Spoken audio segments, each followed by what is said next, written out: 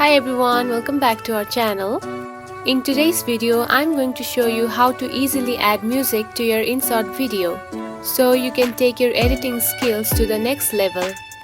Whether you are making fun TikToks, Instagram Reels or YouTube videos, adding the right music can make a huge difference. So let's get started. First of all, find the InShot app. Now open it. Now select the video that you want to add music to. Here you can find the musical note icon. Now go ahead and tap on it. Here you can find the music option. Now tap on it. Once you tap on the music icon, here you can find the option like this. Now you can browse through different genres, modes and styles of music and tap onto one music. Then here you can find the use option. Tap on it. Once the music is added, you will see it is appeared in the timeline. Now if the music is too long or too short, you can easily trim it. Just tap on the music track in the timeline and you will see options to adjust the length.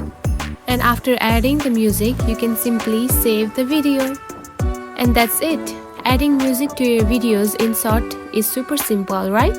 If you found this video helpful, don't forget to like and subscribe for more tips. Thanks for watching.